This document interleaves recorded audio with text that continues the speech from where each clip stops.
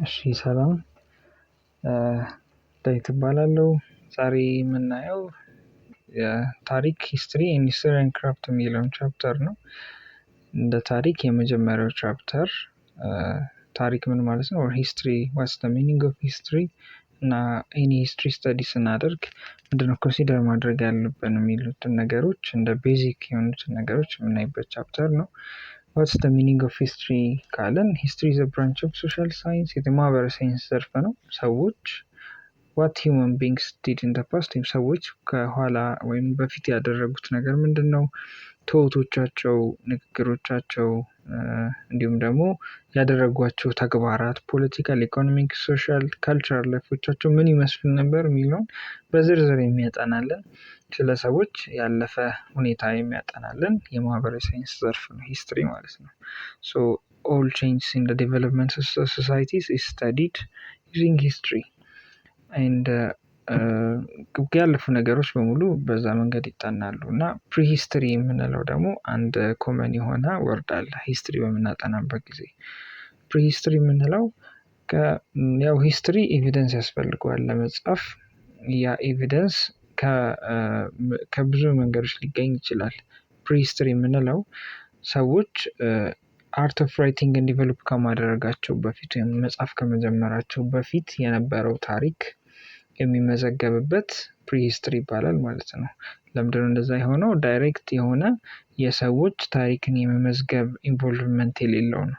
ሶ በምንድነው የምናጠናው? ሰዎች መጻፍ ከመጀመራቸው ታሪክን መጻፍ ከመጀመራቸው በፊት ያለውን ፔሪድ ካለን ዋናው ሶርስ የሚሆነው አርኪኦሎጂ ነው። አርኪኦሎጂ ደግሞ ፎሲሎችን ሊሆን ይችላል ወይም አርቲፋክቶችን ሊሆን ይችላል ከመሬት ቆፍሮ በማውጣት እነሱን ስተዲ የምናደርግበት ወይም ሰዎች መጻፍ ከመጀመራቸው በፊት ምን አይነት አኗኗር ነበራቸው የሚለውን ስተዲ የምናደርግበት ዘርፍ ነው ማለት ነው። አርቲፋክት የምንላቸው ማቴሪያል ኦብጀክቶች ናቸው። ቁሳቁሶች ሊሆኑ ይችላሉ መጠቀሚያ ለምሳሌ እንደ መጥረቢያ ኦር ሰምቲንግ ሊሆን ይችላል ወይም ፎሲሎች ሊሆኑ ይችላሉ እና ሉሲ ኦር አርዲ የምንላቸው so those kinds of things are considered as fossils እና እነዛን ነገሮች በማድረግ ነው ፕሪሂስትሪ የምናጠናው ማለት ነው። ምንድነው ሂስትሪን የማጥናት ጥቅም? or what is the use of history ካለን ናሽናል ኦር ኢንተርናሽናል ኢሹዎችን just አንደርስታንድ ለማድረግ እና አሁን ያለበትን ሶሳይቲ ለመረዳት ነው። ቢኮዝ ከዚህ በፊት የነበሩ ሶሳይቲዎች በተመሳሳይ መንገድ አልፈዋል የሚለውን ለማየት ለመማር ከነሱ አናላይዝ ለማድረግ ፕላስ ቱ ዛት ደግሞ ፎርካስት ለማድረግ ወደፊት ይጠቅመናል ማለት ነው። ሶ ያ የሂስትሪ ጥቅም ነው ማለት ነው። ኤሌመንትስ ኦፍ ሂስትሪ ሶርስስ ኦብጀክቲቪቲ ኤንድ ፔሪዮዳይዜሽን ይላል ሌላኛው ርዕስ። ሂስትሪ ሶርስ መኖር አለበት። ሶ ኖ ዋን ካን ራይት ሂስትሪ ዊዛውት ኢትስ ሶርስስ። ኤቭሪ ሂስትሪ ኒድስ ሶርስስ። የሆነ ሰው እንደ ፊክሽን አይደለም ከመሬት ተነስቶ የሚጽፈው ነገር አይደለም፣ ሶርስ ይፈልጋል። ሶ እነዛ ሶርሶች ሁለት አይነት ናቸው በዋነኝነት ፕራይመሪ እና ሰከንደሪ የሚባሉ ሶርሶች አሉ። ፕራይመሪ ሶርስ አር ሰርቫይቪንግ ትሬስ ኦፍ ዘ ፓስት ወይም ደግሞ ቀጥታ በፊት ከሂስትሪው ጋር ዳይሬክት ግንኙነት የነበራቸው ነገሮች ሲሆኑ ለምሳሌ ጦርነት ታሪክ የምንጽፍ ከሆነ የጦርነቱ ተሳታፊዎች ወይም አይ ዊትነሶች ቀጥታ ከጦርነቱ ጋር ግንኙነት ያላቸው መሳሪያዎችም ሊሆኑ ይችላሉ ኦር ሰምቲንግ እነሱ ፕራይመሪ ይባላሉ። ዳይሬክትሊ ኢንቮልቭ ያደርጋሉ እዛ ሂስትሪ ላይ። እንደ ምሳሌ ሞኒሜንቶች ወይም ሀውልቶች ሊሆኑ ይችላሉ፣ ጽሁፎች ሊሆኑ ይችላሉ፣ ሳንቲሞች፣ ሌተርስ ኤንድ ኦርናመንትስ፣ ቱልስ፣ ዳያሪስ እያለ ብዙ አይነት ከታሪኩ ጋር ዳይሬክት ኢንቮልቭመንት ያላቸው ነገሮች ፕራይመሪ እንላቸዋለን። ሰከንደሪ ሶርስ የምንላቸው ደግሞ ኢንተርፕሪቴሽን ናቸው ወይም ደግሞ እነዛን ፕራይመሪ ሶርስ ተጠቅሞ ሰው ኢንተርፕሪት አድርጎ ለሁለተኛ ጊዜ ተርጉሞ የሚጽፋቸው ነገሮች ለምሳሌ መጽሐፍቶች ሊሆኑ ይችላሉ። ፕራይመሪ ሶርስ ቤዝ አድርጎ የሆነ ሰው እንደገና ኖቭሎቹ ባዮግራፊ ኦር ሰምቲንግ ሊጽፍ ይችላል። እነዛ ሰከንዳሪ ሶርስ እንላቸዋለን። ከሆነ መጽሐፍ ላይ እያነበብን ከሆነ እና ያ መጽሐፍ ለጊዜ ያልተጻፈ ከሆነ ያ ሂስትሪ ከሰከንደሪ ሶርስ እያገኘን ነው ማለት ነው። ሶ በኢንተርፕሪቴሽን እና በዳይሬክት ኢንቮልቭመንት ነው ይህንን የምንከፍለው። ሌላ ታይፕ አለ ኦራል ሶርስ ወይም ኦራል ዳታ የምንላቸው አሉ። እነዚህ ደግሞ ሊትሬት ያልሆኑ ሶሳይቲዎች ሲሆኑ የመጽሐፍ ካልቸር የሌላቸው ኦር እነዛን የጦርነት ኦር ሰምቲንግ የሆነ ታሪክ ፕሪዘርቭ የማድረግ ቴንደንሲ የሌላቸው ሶሳይቲዎች ሲሆኑ ታሪክ የሚተላለፈው በቃል ነው። ያ ሂስትሪ ኦራል ሂስትሪ ይባላል ማለት ነው። እነን ሊትሬቶች በብዛት የሚሉበት ነው። እና ኦራል ትራዲሽን ከጀነሬሽን ወደ ጀነሬሽን የሚመጡ ፕራይመሪ ሶርስ ከሆኑ የበለጠ ሪላያብል ይሆናሉ። ማለት ኦራል የሚያወራው ሰው ከታሪኩ ጋር ዳይሬክት ግንኙነት ሲኖረው ማለት ነው። እና ክሪቲካል ኢቫሉዌሽን ያስፈልገዋል። አውተንቲሲቲ ወይም የባለቤትነት ጥያቄ እና ሚስኢንተርፕሬት እንዳይደረግ ሰዎች ትርጉሙን እንዳይቀይሩት በጣም ጥንቃቄ ሊደረግበት ይገባል ማለት ነው።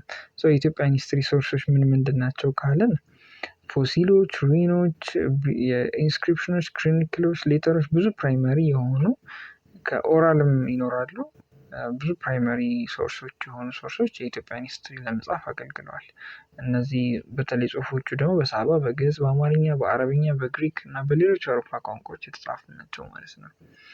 ትሬንድስ ኢን ሂስቶሪካል ራይቲንግ የሚለው ርዕስ ላይ ኢን ፓስት አርቲስቲክ ቫሊዩስ ዌር በጣም እንትን ነበሩ፣ ኤምፋሲስ ይሰጣቸው ነበረ። ያ ማለት ፊክሽናል የሆነ የበለጠ ጥበባዊ በሆነ አገላለጽ ታሪኮችን ለመግለጽ የሚደረግ ጥረት ተቀባይነት የሚያገኝበት ጊዜ ነበር። ያ ግን የታሪኩን ትክክለኛ ታሪኩን ስለሚያዛባው እና ያለን አንደርስታንዲንግ ሶርስ ስለሚያደርገው ያ አፕሪሺየት አይደረግም በዚህ ሰዓት ማለት ነው። ሞር እንትን ሚጣፍ የሚደረገው እንደወረደ ትክክለኛ የሚጻፍ አጻጻፍ ነው፣ ፊክሽናል ሆነ አጻጻፍ ማለት ነው። እንዴት አድርገን መጻፍ ያለብን? መጀመሪያ ቶፒኩን ሪኮግናይዝ ማድረግ ነው ምን እንደጠራ እንደን ከዛ በኋላ ደግሞ ኤቪደንሶችን ኮሌክት ማድረግ ነው።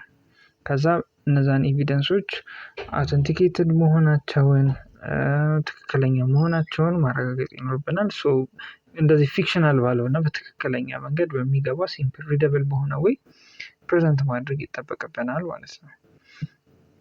ከዛ የሚመጣው ኦብጀክቲቪቲ የምንለው እንትን ነው። ኦብጀክቲቪቲ ደግሞ በጣም ወሳኝ ነው። በተለይ ለእንደኛ እንደዚህ ኤትኒክ ዲቪዥን በብዛት ላለበት ሀገር ኦብጀክቲቪቲ በሁለት ወይም በሶስት እንትኖች ኤትኒሲቲዎች መካከል ለሚኖር ታሪክ ሰብጀክቲቪቲ ማለት ያው ግለኝነት ወይም ደግሞ ራስን ቤዝ አድርጎ እንትን ማድረግ ነው። ኦብጀክቲቭ ሲሆን ግን ጀነራል የሆነ ነገር ነው የሚሆነው። ለምሳሌ እንደ አንድ ምሳሌ አዳል እና ክርስቲያን ሃይላንድ ኪንግደም መካከል የነበረው ጦርነቶች ነበሩ። እነዛ ጦርነቶች አንዱን ሳይድ ያማከሉ ከሆኑ ሰብጀክቲቭ ናቸው ልንላቸው እንችላለን። ወይም ደግሞ አንድ ሳይድድ የሆነ የተሸነፈውን ጦርነት አሸንፈናል ብሎ የሆነ ሰው ሊጽፍ ይችላል። ኦብጀክቲቪቲ የሚያስፈልገው ትክክለኛ ካለንበት ጎራ ወጣ ብለን ትክክለኛ እንትኑን መያዛችንን ለማረጋገጥ ነው። ትክክለኛውን ታሪክ መጻፋችንን ለማረጋገጥ ማለት ነው። ይሄ ሰብጀክቲቭ ኢንተርፕሪቴሽን ሳይኖር ሲቀር ኦብጀክቲቪቲ ይባላል። which is good for historical writing ማለት ነው። ዴቲንግ፣ ፔሪዳይዜሽን እና ክሮኖሎጂ ያው ክሮኖሎጂ ሚንስ ሲኩዌንስ ኦፍ ኢቨንትስ ነው። ፔሪዳይዜሽን ያው ፔሪድ ወይም ደግሞ የጊዜ ገደብ ነው። ዴቲንግ የምንለው ደግሞ የቀን አቆጣጠራችንን ነው። ታይም ኢምፖርታንት ፋክተር ነው ሂስትሪ ላይ። ፔሪዳይዜሽንም እንዲሁ በተመሳሳይ ማለት ነው።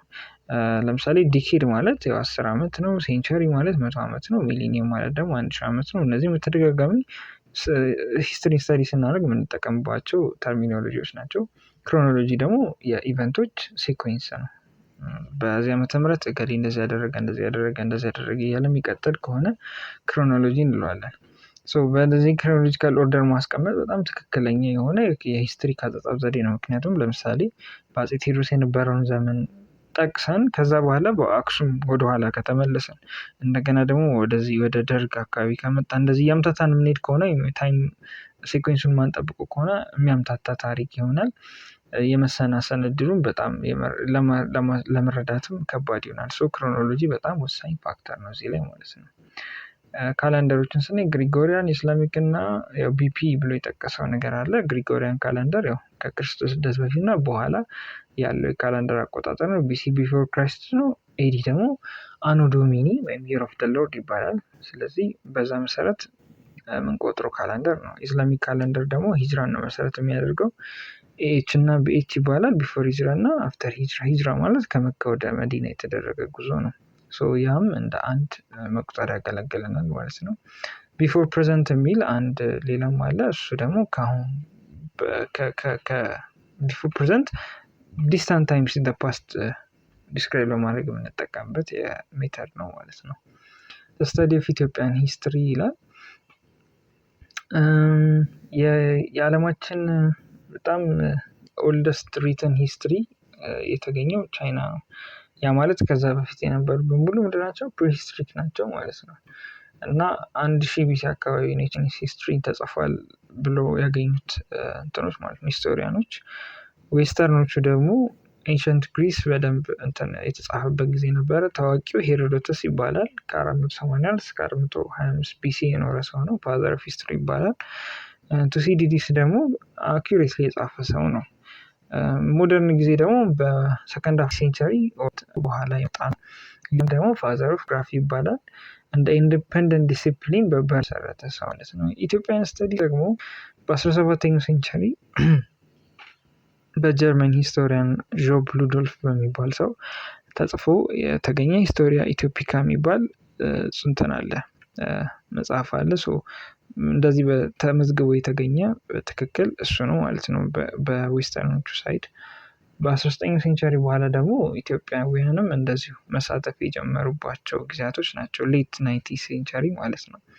አይኤስ ከተቋቋመ ወይም ኢንስቲትዩት ኦፍ ኢትዮጵያን ስተዲስ ከተቋቋመ በኋላ ደግሞ ፓተርኑን የነበረውን እየቀየሩ መጥቷል ማለት ነው። ኖርዘርን ፓርቲ የነበረውን በደንብ ስተዲ ይደረግ የነበረው ኖርዘርን ፓርቲ የነበረውን ሳይድ በደንብ እየቀየረው መጥቷል ማለት ነው። እንደ 1960s የበለጠ አድቫንቴጅ ወደ ሳውዝ እንዲመጣ አረብ፣ ኢጂፕሽያን፣ ግሪክ፣ ሮማን ራይተሩም ብዙ የኖርዘርን ሂስትሪ ላይ ተጽዕኖ አሳድሯል። ለምንድነው ኖርዘርን ፓርቲ የበለጠ ዶኩመንትድ የሆነው ሲባል እነዚህ የአረብ፣ የግሪክ እና የሮማን እንትኖች ጽሁፎች ስለ ኖርዘርን ፓርት ኦፍ ኢትዮጵያን ኪንግደም በደንብ ይሉ ነበር፣ ይጽፉ ነበረ። በደንብ የሚታወቀውን ፓርት በእነሱ ዘንድ እሱ ነበር እና ሪተን ላንጉጅም ነበር የራሱ ግዕዝ የሚባል። በዛ መንገድ የተጻፉ ጽሁፎችም አሉ። አርኪኦሎጂም ዌል ስተዲድ ነው።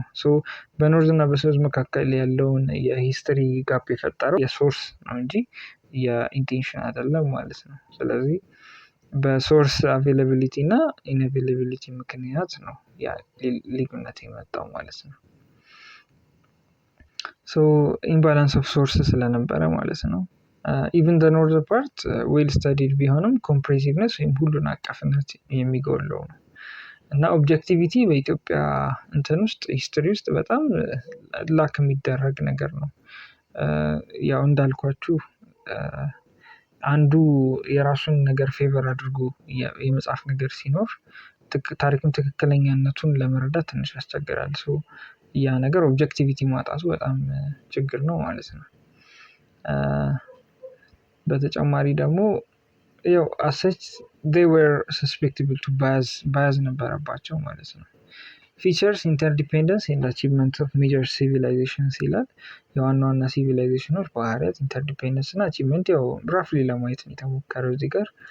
የዓለም ላይ ያሉ ሶሳይቲዎችም ማለት ነው ሲቪላይዜሽኖችን ብዙዎቹ አግራሪያን ናቸው። ወይም የሆነ ሰው የሆኑ ማህበረሰቦች በወንዝ ዙሪያ ይሰፍራሉ። ከዛ አግሪካልቸርን ያስፋፋሉ።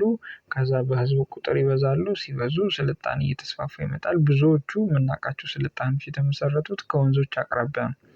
ለአግሪካልቸር ስለሚመች አግሪካልቸር ደግሞ ወደ ታላላቅ ሲቪላይዜሽኖች ያመራባቸው ሁኔታዎች ናቸው። እንደ ምሳሌ ሜሶፖቴሚያ በቲግሪስ እና ኤፍራጥስ ወንዝ፣ ግብጽ በናይል፣ ኢንዲያን በሃክራ እና በኢንዱስ ሪቨሮች፣ ቻይና በሆንኪ ሪቨር እያለ ብዙ ስልጣኔዎች የጥንት የተነሱት በእንደዛ መንገድ ነው ማለት ነው። አንዳንዶቹ በሲቲ ስቴት ወይም ከተማ ግዛት በሚባል በእንደዛ አይነት የሚተዳደሩም አሉ። ግሪኮችን መጥቀስ እንችላለን። ሜሶፖቴሚያዎችን መጥቀስ እንችላለን። ካርቴጆችን መጥቀስ እንችላለን። ወደ ቱኒዚያ አካባቢ የነበሩት ማለት ነው። ግሪክ ቢግ ኢምፓየር የነበሩ አሉ። እንደ ግብጽ፣ ሮም፣ ፐርዣ፣ አስቴክ በጣም ሰፋፊ ግዛቶች የነበሩባቸው በፊሎሶፊ የሚታወቁ አሉ እንደ ግሪክ እና ቻይና። በአቺቭመንቶቻቸው ለምሳሌ አክሱምን ስናስታውስ ያው ሀውልቱን ነው የምናስታውሰው አይደለ? ሜሶፖቴሚያን ስናስታውስ የአጸጻፍ ስልታቸውን ኪኒፎርም የሚባለውን ነው የምናስታውሰው። ኒው ባቢሎኒያ ለዚጉራት የሚባለውን እንትናቸውን ቢልዲንጋቸውን ነው የምናስታውሰው። እነዛ የሚለዩባቸው ነገሮች ናቸው ማለት ነው። እና በቴዎክራሲም የሚታሰቡ እንትኖች ሲቪላይዜሽኖች አሉ ላይክ እንደ ዞራስተሪያኒዝም ወይም በፐርዥያ እንደነበረው ማለት ነው። ኦል ሲቪላይዜሽን ኤክስተርናል ሪሌሽን አላቸው፣ ኢንተርዲፔንደንስ አላቸው። ለምሳሌ አክሱም ከቤዛንታይን ጋር አክሱም ዲፔንደንት ነበረች ጳጳሳትን ለመሾም ከግብፅ ማለት ነው። ግሪክ እና አክሱም የነበራቸው እንትን ግንኙነት፣ ፐርሺያኖች ኩኒፎርምን ከሜሶፖታሚያ ጋር የነበራቸው ግንኙነት እንደዛ ወይም የአጻጻፍ ስልቱን ለማውረስ ማለት ነው። እንደዛ አይነት ግንኙነቶች ነበሯቸው። ራፍሊ ለማየት ነው እዚህ ጋር የተሞከረው። የተለያዩ ጦርነቶችም እንደዚሁ የሂስትሪ በጣም ዋናው አካል ነው። የሰው ልጅ እንደውም በብዛት የኢትዮጵያ ታሪክ የጦርነቶች ታሪክ ነው ይባላል አይደለ? ሶ ዴይ አር ፓርት ኦፍ ዘ ሂውማን ሂስትሪ። ብዙ ጦርነቶችም ነበሩ። እነዛ ጦርነቶች አንዱ ሲቪላይዜሽን አንዱን ኦቨርቴክ እንዲያደርገው ረድቶታል፣ ኮሎናይዜሽን ጨምሮ ማለት ነው። ኩሽ ዋዝ ኦቨርራን ባይ ኢጂፕሽንስ። ካርቴጆች በሮማኖች የተሸነፉበት፣ ሮማኖች ካርቴጆች ያው 3 ጦርነት ነበር የነበረው። እንደዛ አይነት ታሪኮች አሉ። ኢንዲያ በአሪያኖች፣ አሜሪካና የአውሮፓውያን ወራሪዎች የነበራቸው አለ። እነዚህ እንትኖች ናቸው፣ ኢንቬዥኖች፣ የጦርነቶች ወይም ደግሞ እንደዚህ አግሬሽኖች ነበሩ ማለት ነው። ይሄንን ይመስላል። እንደ አጠቃላይ አለፍ ብዬ ያሳየኋችሁ የታሪኮችን ነው። ፊቸሮች ምን ነበሯቸው እነዛ ሲቪላይዜሽኖች እንዲሁ ከላይ ለማየት ነው የተሞከረው። ሂስትሪ ስንጽፍ ምን ማድረግ እንዳለብን ተምረናል። ለምንድነው ሂስትሪ የሚጠቅመን የሚለውን ነገር ተምረናል። አይ ሆፕ ቤዚክ ነገር እንዳገኛችሁበት። ቴንክ ዩ